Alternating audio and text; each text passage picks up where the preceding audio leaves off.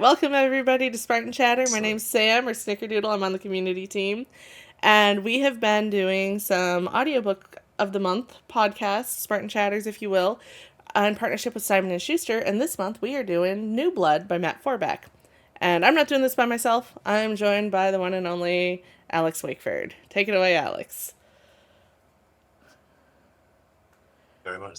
Yeah, Wickford, franchise writer at Halo Studios. Very excited to talk New Blood. It's of course a novella written by Matt Forbeck that released all the way back in March 2015. So this was over a decade old, if you can believe that. No, I don't believe that, and I refuse to believe that. 2015 was just like 3 years ago, Alex. There's no way it was 10 years ago. Right. I, I was still at university when this book came out. I read this in one sitting on the train as I was going back home one day. But Yeah, I definitely remember sitting and like having it on my Kindle and just like bashing through it just like that because it is a novella, not necessarily a full length novel, but it is just jam packed the whole time, which is great. So I can't believe 2015 was 20 years ago. Yeah, I mean that's kind of what it feels like at this point. Like anything more than 5 years ago was definitely either just yesterday or 20 years. There's no in between. I feel like so.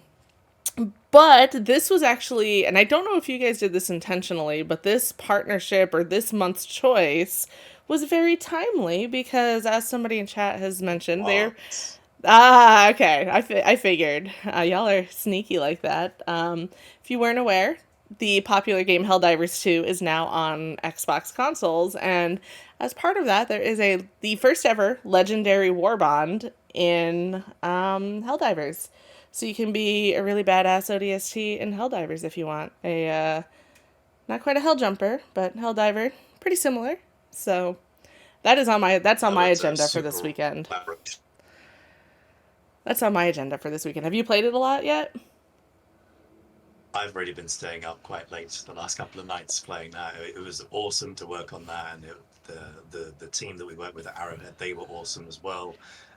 So yeah, it's been great just jumping on, seeing new ex players get to play that. Get help people who are like level 100, level 150, just dropping all the new toys that people who are now level 1, level 5, that they can just play with. Yeah, I've seen a lot of people be like, "Oh my god, I'm brand new, but this guy just dropped all this stuff for me. I don't know what's going on." And I love that. I love that they're being super welcoming and super like just excited to play with new people, right? So, definitely here for it. Yeah. But while we're talking about jumping in or anything like that, you want to jump as they say feet first into some new blood? Uh-oh. Oh no. Oh no. All right. Well, I guess I can give Yeah, the absolutely. Let's see.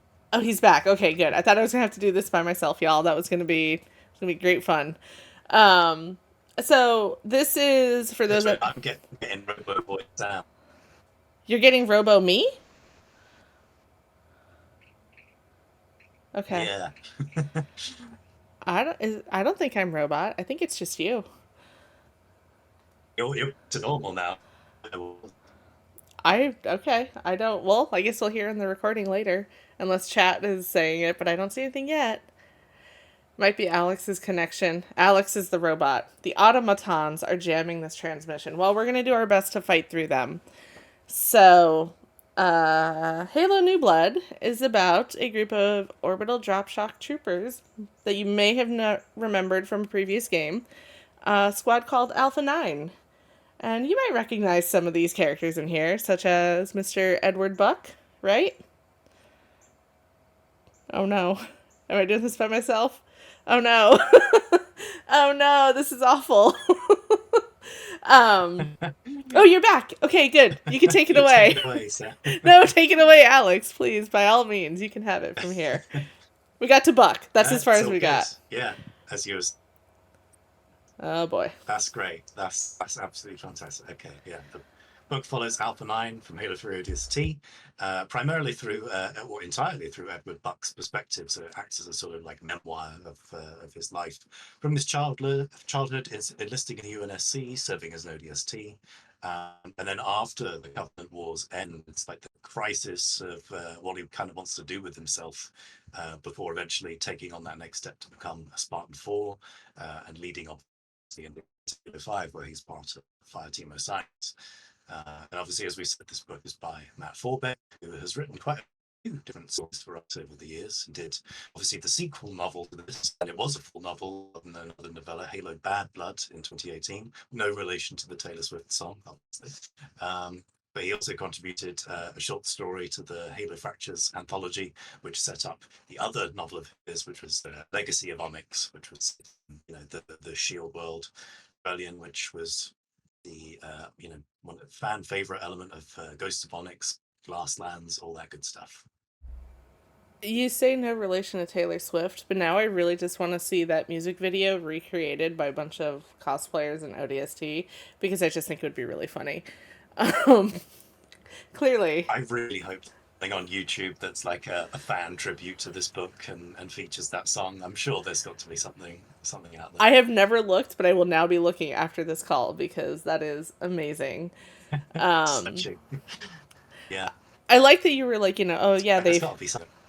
I like that you phrased it as basically, the war is done and now he has to find a new job, right? So like, what do you do after you're done being an ODST? Basically. Let me go be the next level super soldier and become a Spartan 4. Um, but Yeah. the book is pretty much almost like a memoir, right? It's just a bunch of memories here and there, and it jumps around. It's not you don't start at point A and end at point Z, right? You're jumping around a lot in this story, just kind of hitting a lot of different memories, a lot of different high points, low points, a little bit of everything, right? Yes, and when you take that kind of approach, obviously there's the risk of it being potentially confusing because you're following it like real human memories with sort of disorganized, jumbled structure. But Matt Forbeck does such a great job of capturing Edward Buck's voice, specifically, that kind of cadence that Nathan Fillion has. When you're reading it, it's like you're literally hearing that voice in your head. And I think this is a really tight and coherent book in terms of its like themes, what it's going for, and of course, it catches you right up on the story of the as well. There's actually a fairly lengthy section of the book, which is like a full recap of what happens during the game, the rookie searching for the rest of the Alpha 9 squad, and then, of course, tying in Sadie's story from the audio logs. So, it's always fun to revisit that game, and you get a great extensive summary and recap of it here as well. So there, and for such a short book, sorry, for a novella, there's so much in here that has had such an impact on things downstream. You brought up one of them. Do we just want to rip the band-aid off and like get to that point first? Like talk about the rookie? Like I know everybody Okay. loves to hate it, right? So let's get there. Like how do we, cuz it's not necessarily like a fairy tale story, right? Things happen. Life happens. Life is complicated and the squad doesn't necessarily stick together all the time, right? Indeed. Yeah, okay. We're on this track. Yeah, the death of the rookie, We got major to. element of this book. Yeah, it arouses some strong feelings, and yeah, we might as well go after that. But yeah, in this book, the sort of the reason why Alpha 9 ultimately goes their separate ways, it's not because the Covenant War ended, it's because they lost a member of their squad. The rookie dies on the mission against human rebels 54. Their objective is to take out the rebel leader, Captain Ingridson, on Draco 3, which is actually Buck's homeworld. But she manages them into a kind of like hostage situation. As Mickey charges her position, Captain Ingridson shoots Mickey in the head, and he's not up from that particular nap. All the same, I very much remember reading this. As I said, I was on the train. I read this in ago, and I was shocked by that moment. Like, oh my god, they actually went there. And I personally, I thought it was a really bold, creative decision. The rookies are weird because true, right? No EST is exactly green as fantasy ODST, like I'm gonna stop disempower. you right there. We're gonna try that part again in a little, like in a few minutes to see if your connection clears up. But I'm looking at your notes, and it's really funny the way you put it because you do explain he is obviously the closest thing we have in Halo 2, a faceless character, like blank slate, right? There's Chief, and you can kind of see yourself in that, but Chief is very much Chief, whereas the rookie never had a name, never really had a personality. You put it, he likes to nap, he kills good, he emotes, but he doesn't really do anything. So using him to leverage to springboard the rest of Alpha 9 forward, right? To use that as an emotional springboard is pretty smart. Pretty good use of what you have to work with, right? Yeah, as I was saying, like the fantasy of being is that disempowerment element, right? They're not Spartans. These are the people who they get hit by the grim and gritty reality or that they're fighting. And I think back to that, the iconic ODST live action trailer that really like sells the game's tone. It shows off, a military funeral for us for one of the these days. But you play the game and you're felling Covenant forces by the dozen. You're taking down brutes and hunters, and all the big heavy hitters.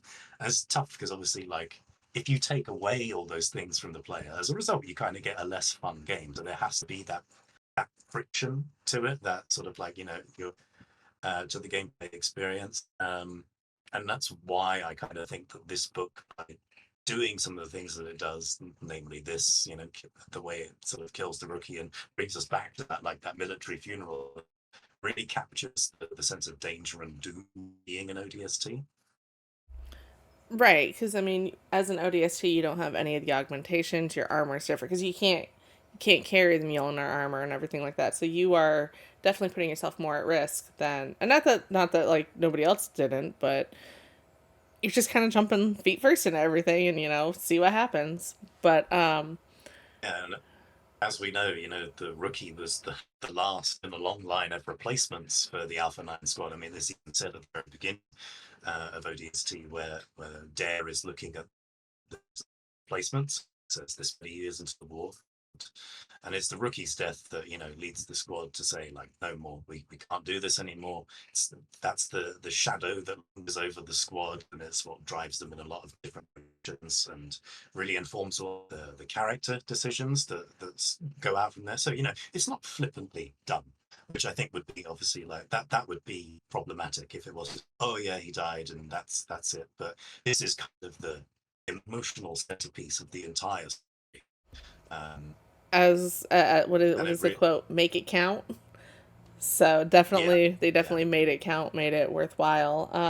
But it's also worth noting, not every member of Alpha 9 took it well or used it in yeah. a what's a good word for this? Um, some people took it worse than others, I we'll know your say. choice of words. I just remember after the book came out, there was like a period where everybody was just so angry, not at the rookie, but at Mickey, right? So that was definitely, I know within my friend group, like we at least would read it and like periodically something would happen and we would blame Mickey, right? Just because he turned into the scapegoat kind of, or if we took something wrong, they'd be like, well, you know who else took something wrong the wrong way. So yeah, Mickey didn't exactly make the best name for himself after that, did he?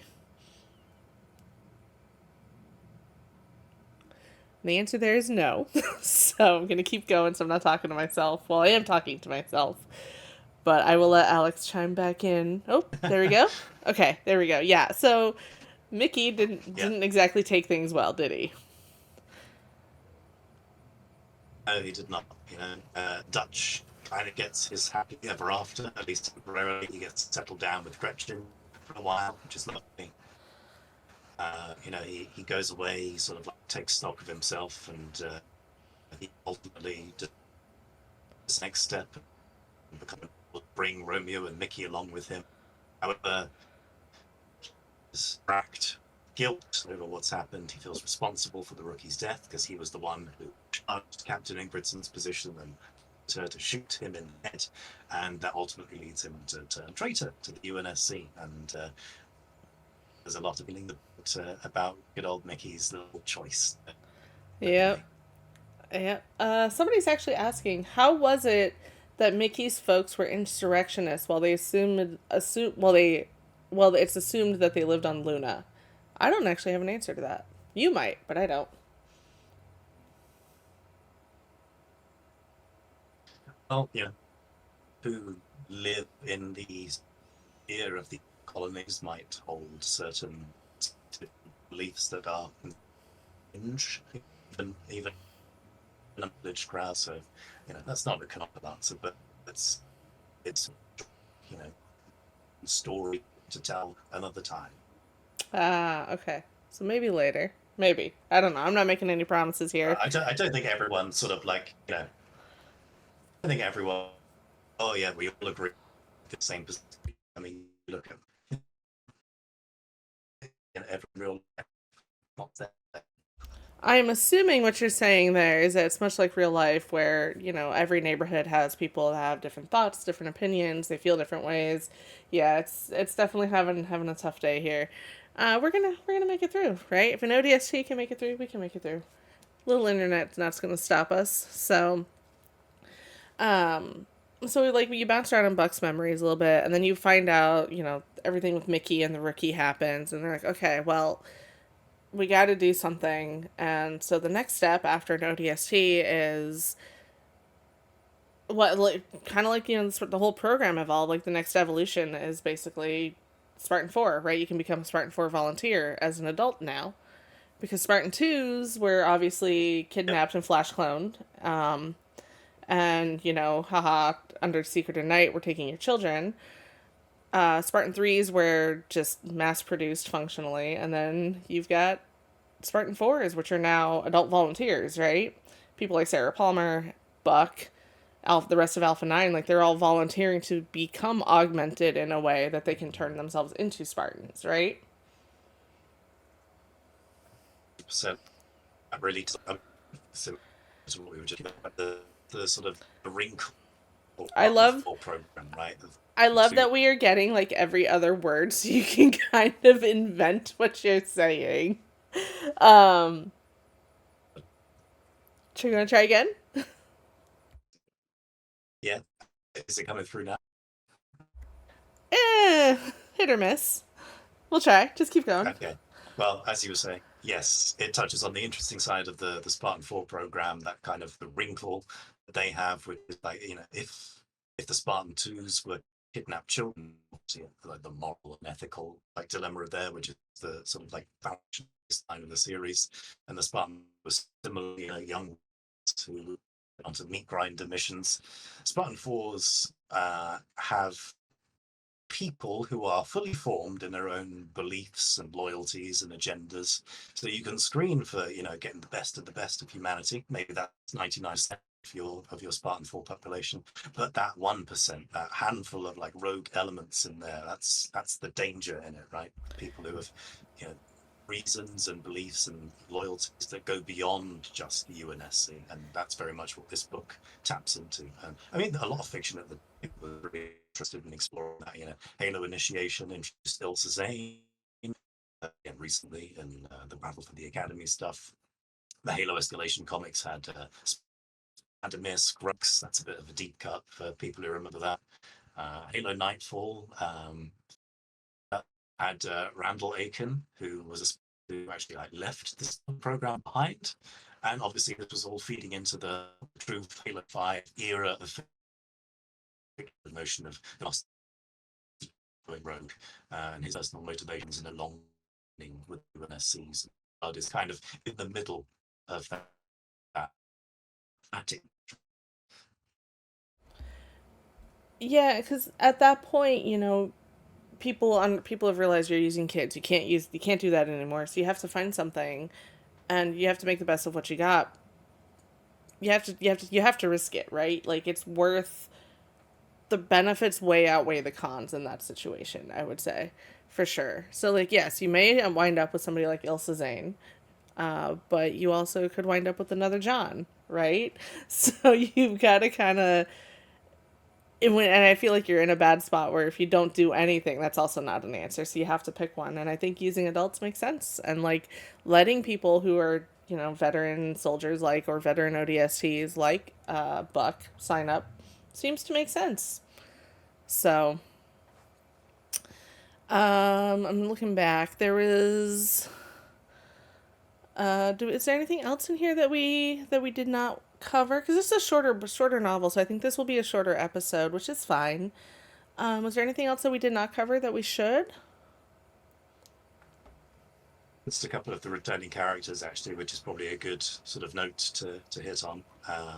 So we've mentioned Sadie and, of course, Virgil from Sadie's story in ODST. They're back in this book alongside Alpha 9.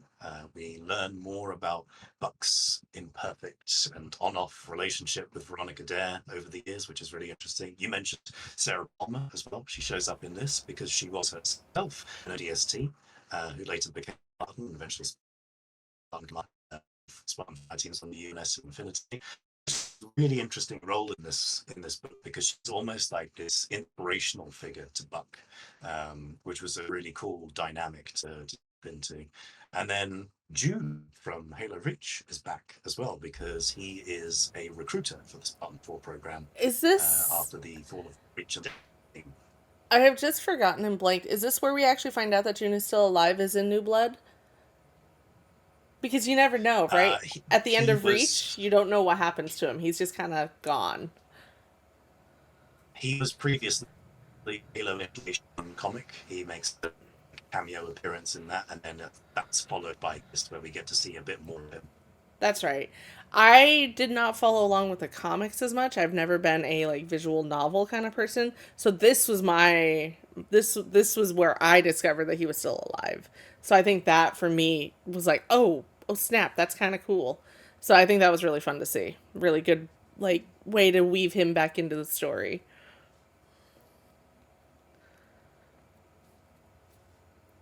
Yeah, and I really like that. So the Spartan 4 program was founded by Musa Ghanem, who was himself a washout Spartan 2, you know, um, alongside him as quite like the founder of others and So hang on, Spartan because bullshit. you're doing the robo thing. So I think it was tough. I am going to recap a little bit of that. So, the Spartan 4 program wound up being founded by a Spartan 2 and a Spartan 3 functionally. The Spartan 2 would be Musaganem, who was a washout during the augmentation process, because, as we all know, it didn't take for everybody, and some people took better to it than others, but he did not make it through to the final Spartan 2 phase, so he washed out. But he was a founder of the Spartan 4 program of taking adults and working with that. And then obviously June is your Spartan 3. So, yeah, I think that covers that part, right? Yeah, Solid. Yeah, I just remember reading and like June pops up and I was like, oh, that's really cool. Then you find out he's recruiting. I was like, you know what? That makes sense. He's a really good fit for that because he's been there, done that, right? He's been on Reach. It doesn't yeah, get much more he's dire than that. So, was super glad to see him similar to the back. idea of consequences as well. He's no longer wearing the Mjolnir armor. He swapped that out for a swanky black suit to take on this recruitment role. But it's part of those, like, the theme of consequences that a lot of these characters suffer as a result of the death of the Liberal team. June is no longer a man on the battlefield. It's similar to how, after the rookie Alpha 9 goes their separate ways and has their own different like endings in this book, before Bad Blood, that they sort of pursue. Yeah, for sure. Um, I think this is actually, if somebody really wanted to know more Halo stuff, to me, this is like a really good pick because it's a shorter read. It's a good way to get introduced to a lot of the characters that you may already know if you've played even either Bungie games or more modern games, because you may have heard of Palmer or June or Buck or anything like that. So it's a really great read.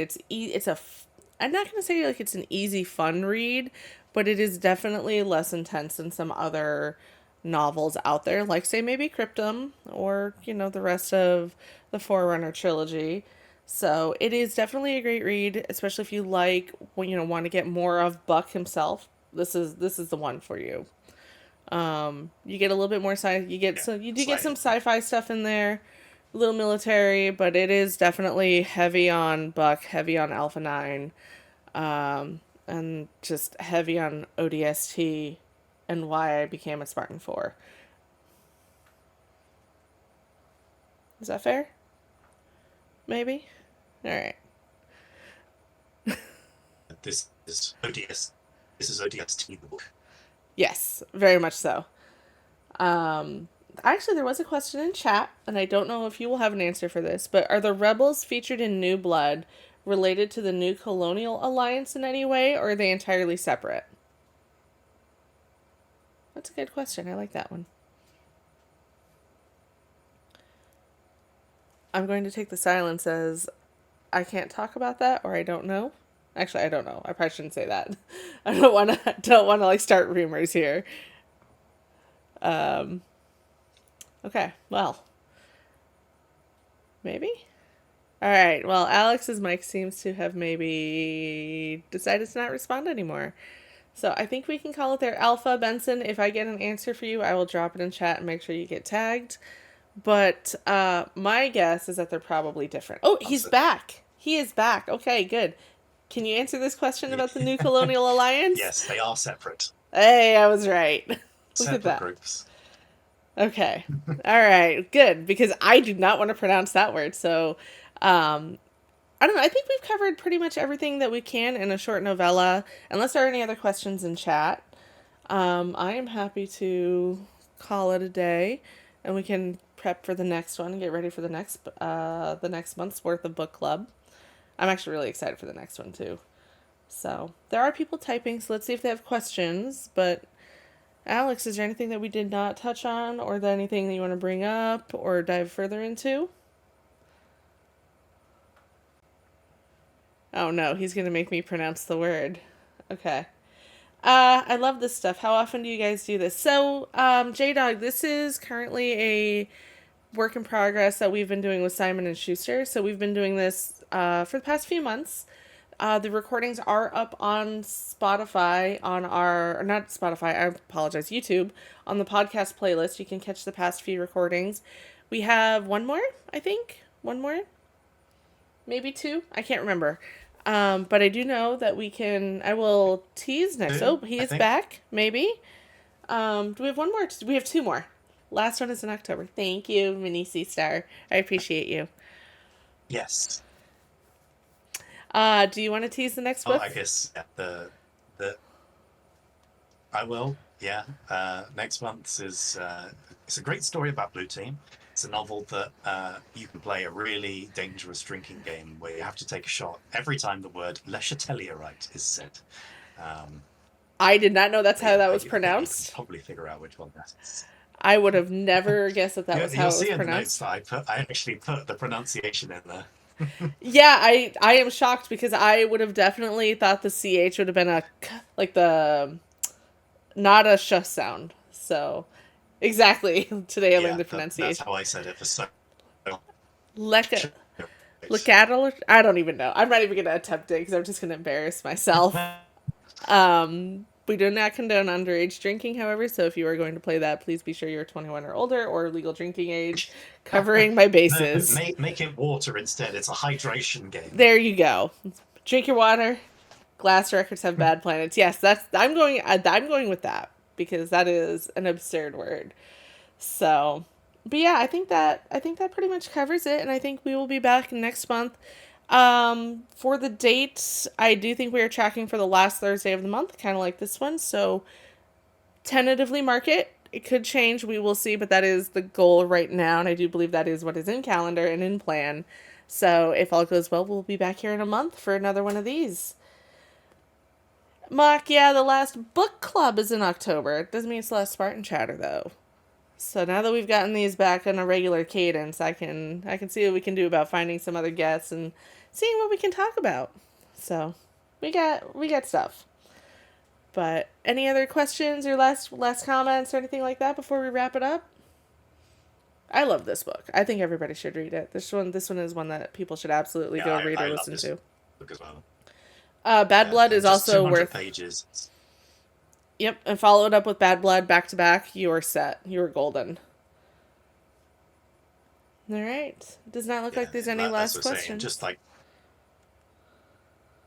like, no, all good. Go ahead. You were saying what? Oh yeah, as I was just saying, the note to close this out on that I feel like really sells the book is that it's got so many different flavors of the Halo universe. The Covenant War, you've got aspects of civilian and colony life, you've got the immediate like post-war period, you've got Buck becoming a Spartan, that whole process diving into the military sort of navigation element, humanity's civil conflict with rebel groups. It's so dense with all of those details, but it never loses sight of the way it tells story because it's told through Buck's voice. It makes you feel like you're there, like every step of the way with him. So if you love Buck, you'll love this book probably. That is a lot to cram into 200 something pages, by the way. That's absurd. It's It goes fast. It is definitely a great read. So awesome. Well, thank you for joining me again, Alex. Hopefully next time we can have less robo, but that is okay. Everybody loves it anyways. We are here for it. So thank you to chat for tuning in. Thank you to everybody listening. We will be back next month for the book about Blue Team and the word that I am not pronouncing. Maybe one more time for the road from Alex when he says his goodbye. But it has been a pleasure, and we'll see you next time. Alex? Leshateliorite. Ending it on that. Good night, everybody.